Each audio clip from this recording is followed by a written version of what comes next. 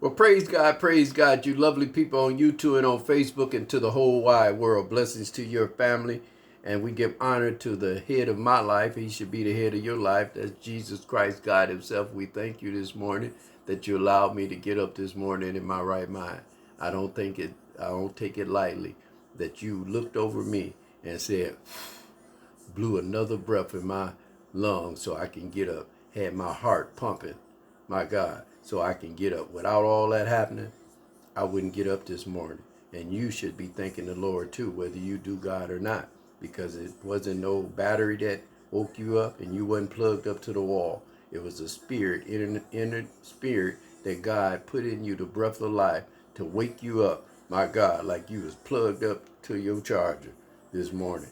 We're going to talk about something today after we have a little coffee. We're going to enjoy ourselves and relax. But at the same time, we're talking about something that's very serious, and I could teach it and preach it because I had sex too early. And that's what we're going to be talking about today. Sex too early. And I do believe in this day and time, what's going on with the parents is to your mistakes that you made, you're not teaching your children not to go over them same mistakes. Matter of fact, you're really covering up. Yeah, you're in the church now. You had 6 children, but you wasn't married with them 6 children. You only was married with the last 2. You got married, so you had 4 children out of wedlock. So it's hard for you to preach to a girl that you're telling them to be absent from sex when you know your life was raggedy. But that's okay because that's your testimony. That's what we have to understand. God takes us through something so we can use our testimony to help somebody else. Did you have anything to drink this morning? Get a little something to drink. I have to talk about this little. I know I've been talking about it for the last couple of days, but I'll tell you, this little thing, look at that. 55 degrees in there. Hot. My God.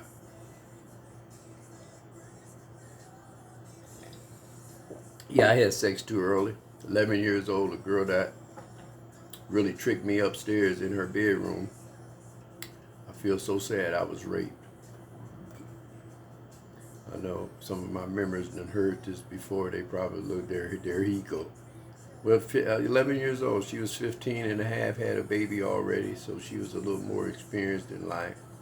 And I tell you, all my studying, all my wanting to be a doctor like I wanted to be, went right out the window. And this is what having sex too early. And parents, I know we're not doing it because half the church girls is pregnant. Because your parents in the church sitting up there acting like you didn't do nothing wrong, but you should have told your children from the beginning. Your 4 brothers and sisters that you have, 3 of them I wasn't married. I just got married. So I had children out of the way. I had sex before I was married. And I know I sound like an old fogey, but we have to understand how the Bible is set up. And this is the reason we're having problems with the Bible because, see, don't nobody want the truth. The Bible clearly states that you should not have sex until you're married, men and women. And I know that's crazy because I didn't and you didn't either. And you had sex before you was married. While you was dating and got your fiance, you had sex. Come on. See, if we tell the truth, we can shame the devil. But stand behind a lie, you'll never get victory. Come on. So that's what we're talking about today. Now in Hebrews chapter 13, verse 4, it talks about the bed is undefiled. Go read it for yourself. Hebrews chapter 13, verse 4. The bed is undefiled. Woo woo. Do whatever you want. When you took your time to get engaged, to date this guy, y'all dated for 3 years. He got you. Now you're engaged. Now y'all planning stuff. You're looking at your house and stuff. Where y'all gonna go when y'all get married? Got you the ring. That's the way life's supposed to be. Is that so bad? But we done turned that so bad. I ain't waiting on no man. Bible talking about wait on a man. I ain't waiting.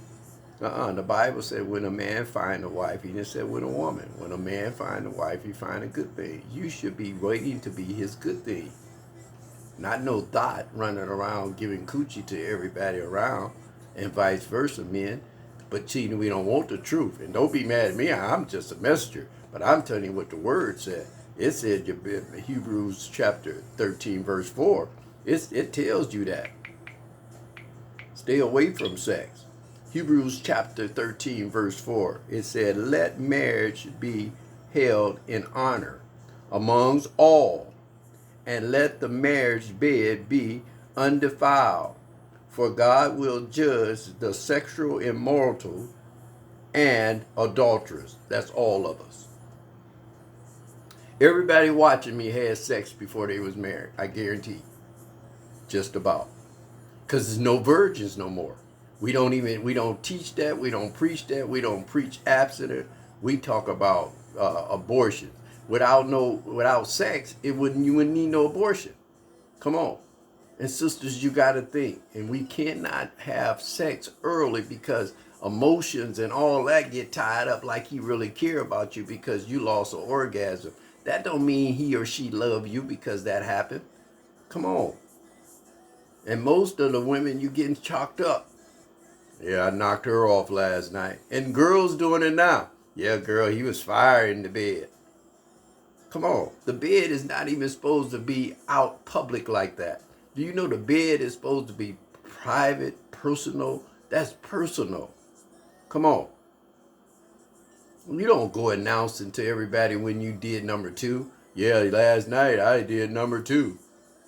Hey, George, what did you do yesterday? Well, I went to the bathroom. I did number 2. Some things don't need to be talked about. In the bed is number 1. And when we start letting the bed come out in the public, then we start getting all this nasty stuff.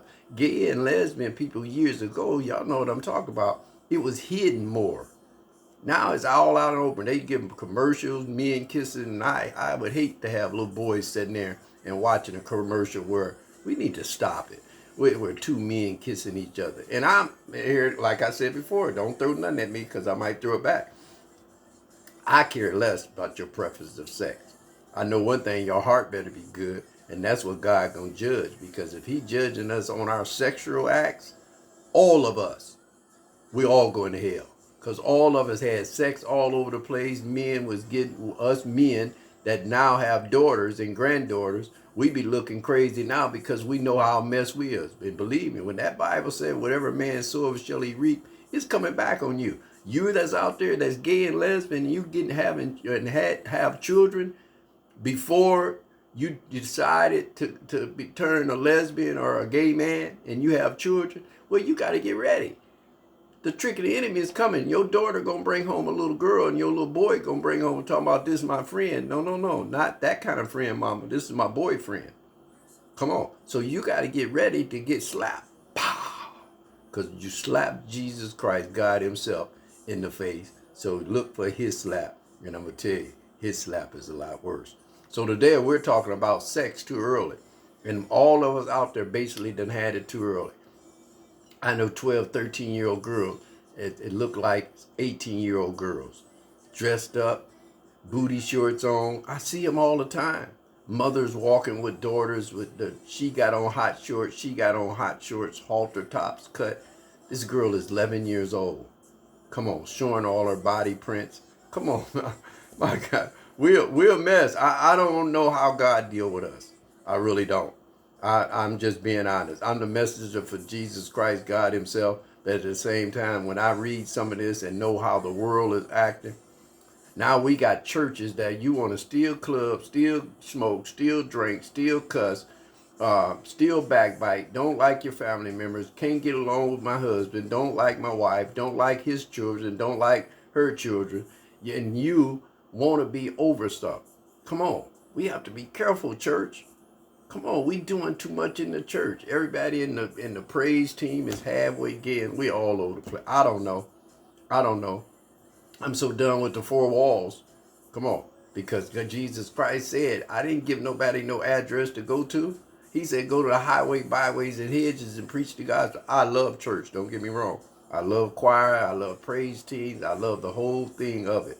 But it's a lot of work in there because what you have to do as a pastor now is keep the club from coming in the church.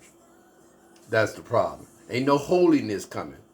I ain't coming there to get no Jesus. I'm coming there to show my hair, my eyes, My nails got done, and my God, I even got diamonds on my toes that I can't wait to say something so they can see my new outfit that I got the tag turned inside out. So when Sunday, Monday, I'm going to take it back and get my money. Come on.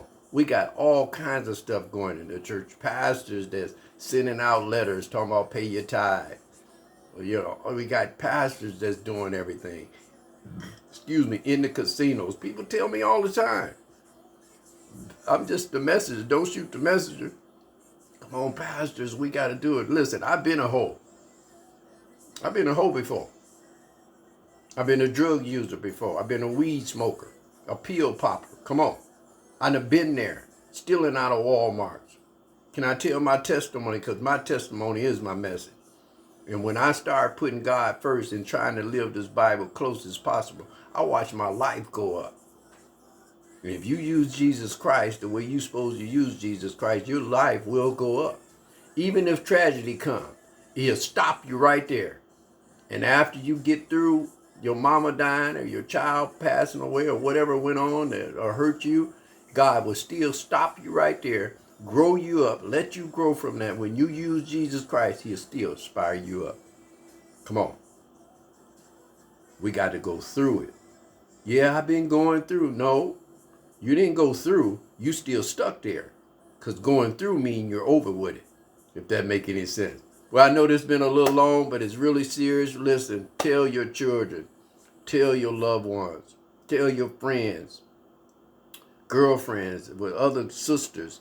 Don't sick no men on them that you know is not no good for her. I know girls have been turned on to drug dealers, was going to school, and now they pregnant and suicidal. Come on. Because that sex and having babies too early. Come on, you're not ready for that. Get your life ready. Get your little car. You can go to the mall with you want to pick up your little girlfriend if you want to. Come on, pick up some friends and go to the mall. Good, clean, having fun. Going skating and bowling. Come on. Now you get your apartment or your house. Come on, you got your cabinets, your house filled up the way you want to. You ain't relying on no man. If he come, he come. If he don't, I'm content. That's what the Bible said. Well, I love you all. Just tell your children, refrain from sex much as possible. Let's at least try to get like 17 virgins in this city if we can. And then life probably be a lot better if we start working in that area instead of talking about abortions, because to get an abortion means you had sex. And having sex means you wasn't married. Because if you're married, you shouldn't be getting abortions. The Bible said be fruitful and multiply. I love you all. You guys be blessed. Have a good day.